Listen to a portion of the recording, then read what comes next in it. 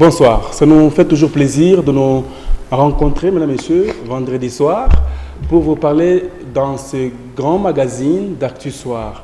Aujourd'hui, 15 bonnes minutes, mesdames et messieurs, pour décortiquer la gestion en République démocratique du Congo. Avec moi sur ce plateau, un acteur, initiateur d'ailleurs du mouvement citoyen pour acteur pour le prochain gouvernement, Jérémy Yave. Bonsoir. Bonsoir, monsieur Richard. La gestion de la République démocratique du Congo, ça paraît vaste à la superficie du pays, là.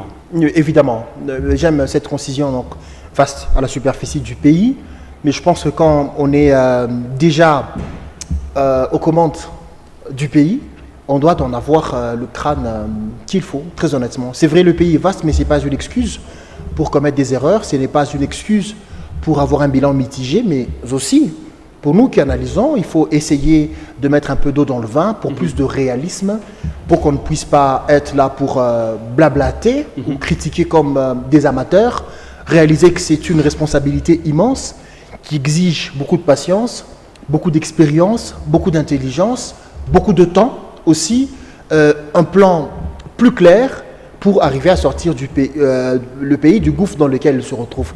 Donc ça demande une juste mesure de tous les deux côtés. Jérémy, est-ce que vous savez que ça fait plaisir de vous avoir sur un plateau? Ça me plaît quand vous me dites ça, ça me surprend, ça me plaît honnêtement. Et alors, Joseph Kabila Kabange, au soir de son mandat à la tête du pays, il a reconnu la lourde responsabilité d'être chef de l'État, la République démocratique du Congo, reconnaissant tout de même qu'il n'a pas tout fait et qu'il reste beaucoup à faire. Vous pensez que le régime qu'il a succédé est entré dans cette logique? Non, je ne pense pas. Factuellement parlant, je ne pense pas. Parce que vous savez, très souvent, même par rapport à l'expérience de la vie, c'est dans la vieillesse qu'on acquiert la sagesse. Okay. Donc pour dire, c'est au soir peut-être de son deuxième mandat que le chef de l'État honoraire a compris qu'il y avait beaucoup à faire, qu'il n'avait pas mieux fait, qu'il avait essayé de faire quelque chose. Et il a reconnu l'importance, la quintessence même de l'alternance. Okay. C'est qu'il fallait un nouveau souffle, un nouveau vent pour faire avancer les choses. Et dire, je suis pas vraiment, j'en ai pas qualité de dire que le régime actuel essaye d'aller dans le même sens, mais on peut lire le tableau, on analyse. C'est difficile de le dire actuellement parce que comparativement au premier régime, il y a quand même une sorte de coïncidence. Le premier régime a commencé avec 5 chantiers, par la suite révolution de la modernité, et par la suite, il a compris que ce n'était pas tout à fait facile, ce n'était pas tic-tac, il n'y avait pas de baguette magique à propos, il fallait un plan, une planification, il fallait des sous, il fallait des exécutants loyaux et compétents à propos. Et juste comparativement à ce régime aussi qui nous a vendu 100 jours, aujourd'hui on n'en parle plus, c'est une lettre morte.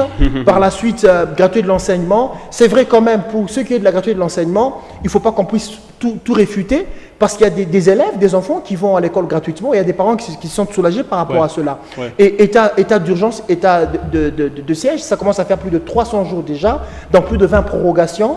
Et à part Fachi City, Kitoko, $193 Congo Airways avec 2 avions déjà, $30 millions américains que nous devons. Et ce régime, vitement, ce qui est surprenant, est en train de se rendre compte que ce n'est pas facile. Okay. Raison pour laquelle, je l'ai toujours dit dans mes interventions, le chef de l'État, j'avais apprécié cette franchise. Devant les 2 chambres réunies en congrès, il a dit que nous avons essayé de fournir des efforts, mais nous nous rendons compte que la vie du peuple n'est pas réluisante. Et il a demandé séance tenante au gouvernement de redoubler d'efforts pour que la population sente quand même, du point de vue du social, qu'il y a des choses qui avancent. C'est que le régime actuel, à mon sens, n'est pas dans la même filière d'idées que le régime passé, mais c'est du point de vue des faits. C'est quand on occupe le trône, on pense que tout est facile, on va mieux faire, on va tout faire. Il y a un véhicule pour militaires et maison pour tout le monde. Alors quand on arrive sur le fauteuil, on sent combien c'est difficile avec un budget faible, ça pose un petit problème. Et le réalisme refait surface, la conscience, la lucidité, et peut-être on a besoin d'une deuxième mandature pour peut-être corriger les erreurs. Ce n'est pas une question posée. On n'a jamais assez pour gérer un pays. Vous êtes initiateur d'un mouvement très connu, mouvement citoyen acteur pour le prochain gouvernement. Vous pensez qu'avec cette observation que vous avez faite tout à l'heure, d'être à la tête d'un pays comme la République démocratique du Congo, il serait envieux d'être président de la République? Non, pas envieux. Ce n'est pas une question d'envie, ce n'est pas une question de plaisir, ce n'est pas une question de rêver être président de la République, c'est une question d'appel, de prédestination. Vous voyez, c'est une question de temps. Ou disons d'être dirigeant de circonstances. D'être dirigeant, évidemment, oui. Ça peut toujours se vouloir, ça peut se rêver.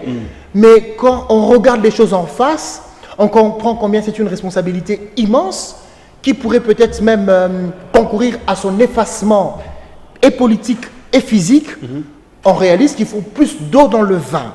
C'est que ce n'est pas question de vouloir être président de la République ou d'occuper un poste de responsabilité, mais on se dit, au fond, on veut changer les choses, on veut changer le pays, il faut quand même un poste de responsabilité considérable qui nous donnerait beaucoup plus d'espace pour mieux faire factualiser la vision, mais ça nous plonge dans ce que j'appelle la planification, ça nous plonge dans ce que j'appelle l'analyse sobre des faits. Parce que de tous les chefs d'État, j'ai beaucoup plus de respect pour Noël Tchani, je l'ai toujours dit, à cause de son plan Marshall. J'ai entendu Fayoulou parler aussi de son plan, Félix Tshisekedi, d'ailleurs président de la République, parle aussi de son plan, mais ces deux plans n'ont pas été fortement vulgarisés. Ce sont des acteurs qui se sont retrouvés beaucoup plus dans le populisme et dans la politique aérienne. C'est que pour le mouvement citoyen, il ne suffira pas de rêver d'être président de la République, mais déjà nous sommes en train de concevoir un plan pour développer la RDC. Ce n'est pas un programme d'action. C'est comme, ça va presque frôler cette histoire de manifeste de lancé du président Mobutu.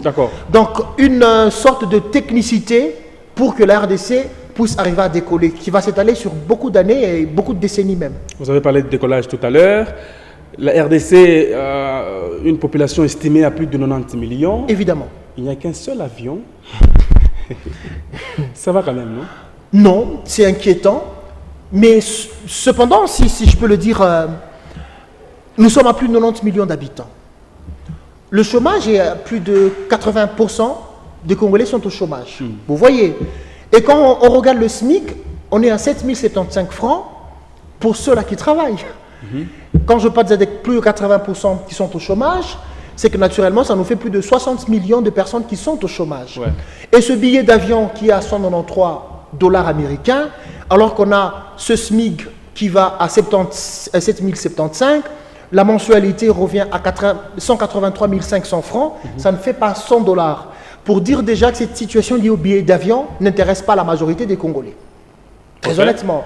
Parce que ces Congolais se plaignent de ce qu'il y a un problème de 1500 francs pour l'intercommunal. Mais pendant ce temps-là, il y a de ceux qui... La minorité, là, il ne sait pas voyager.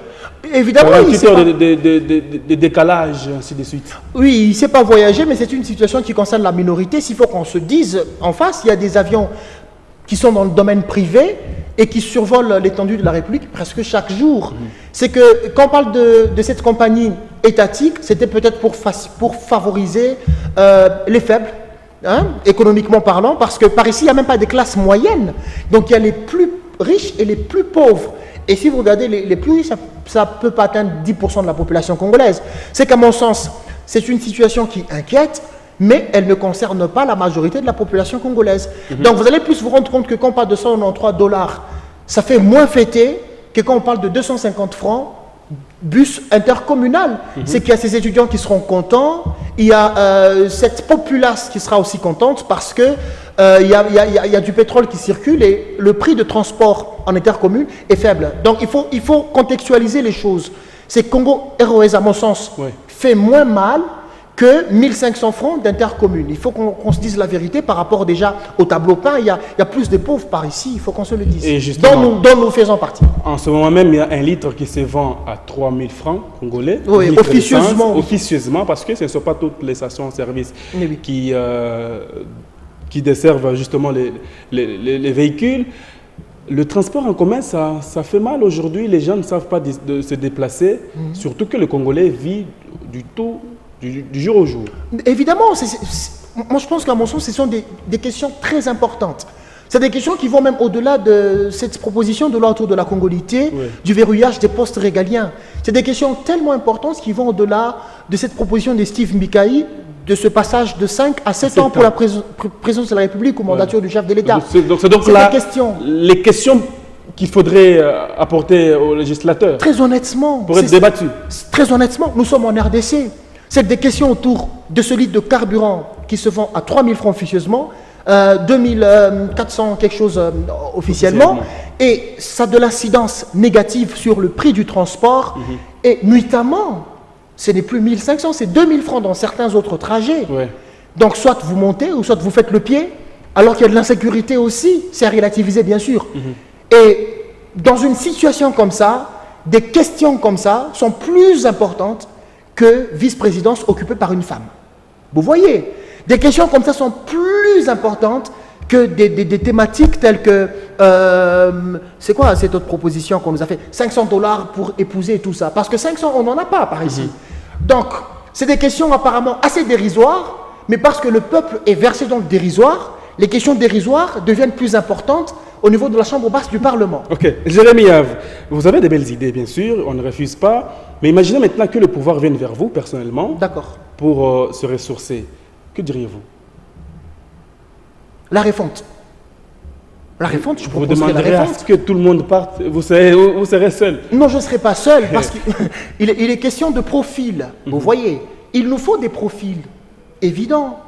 Actuellement, le problème de la RDC est systémique. Ce n'est pas un problème d'individu, c'est un problème de système. Et ce système est animé par les individus. Vous voyez, regardez le chef de l'État qui vient avec des bonnes Attention, il initiatives. ne faut pas tomber dans l'amateurisme là.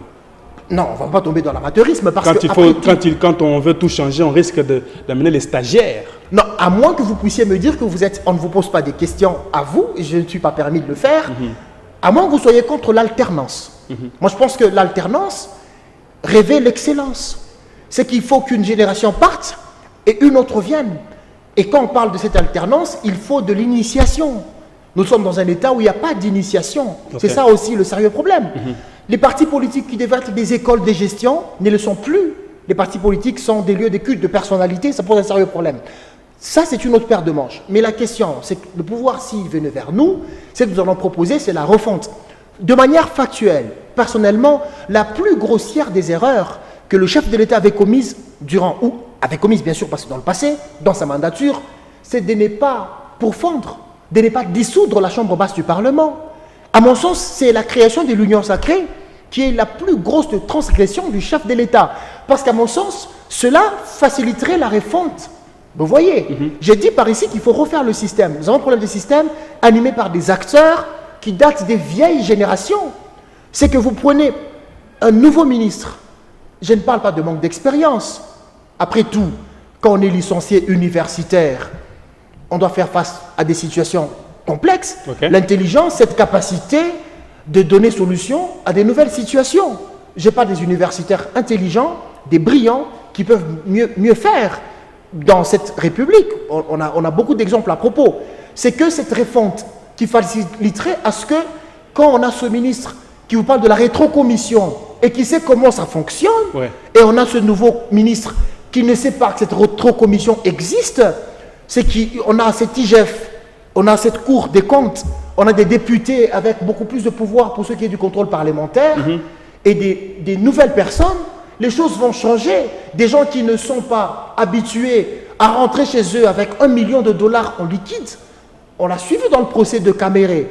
C'est des véreux, des vautours qui sont habitués à la malversation.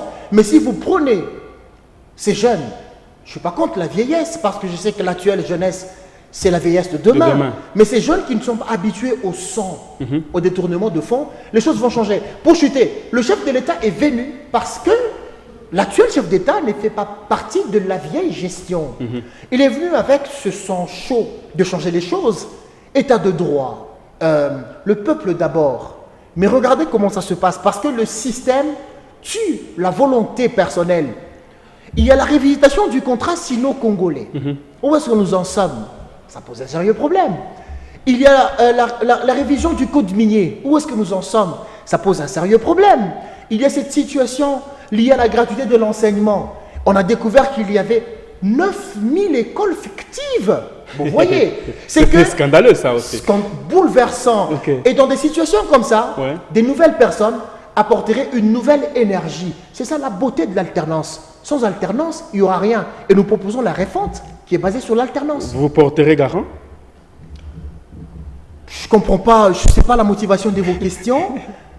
teinté d'une dangerosité. Non, mais juste avoir votre avis, ça vous tenterait d'y aller? J'ai beaucoup de respect pour les gens qui s'engagent, parce que c'est que s'engager, c'est s'exposer. Mais je m'expose, je m'engage, j'appartiens à la République. La RDC, c'est ma patrie, je n'appartiens pas qu'à ma femme, à mes enfants. J'appartiens aussi à cette terre qui réclame mes compétences. Je ne peux pas outrepasser. Est-ce qu'en 2-3 mots, vous pouvez nous donner le véritable mode de gestion qu'il faut à cette République, en 30 secondes? La redevabilité. Okay. C'est que quand on gère la République et qu'on sait que je dois des explications, je dois rendre des comptes, on va bien gérer. Okay. Mais quand on gère la République et qu'on se fout de tout, on se passe de tout, quand on gère la République dans cette histoire de rame et qu'on se permet d'y retracer la présidence de la République, okay, on se demande c'est quoi l'explication constitutionnelle législative qu'on y apporte, une forte opacité, et qu'on sait que je ne ferai pas la prison, je serai chez moi à la maison, je suis Eteni Longondo, je ferai ma cala pour 2 jours, je sortirai. C'est une mauvaise gestion de la République.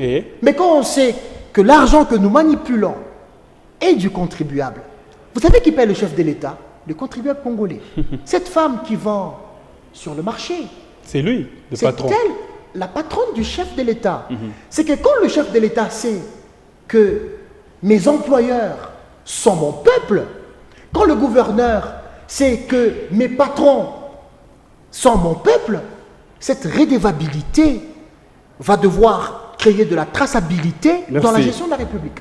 C'est vaste, on le sait très bien, on va y revenir. Merci, Jérémy Have. Merci, mais c'est tellement petit le temps, mais merci. On ne l'a pas vu passer, c'est la fin de cet Actu Soir.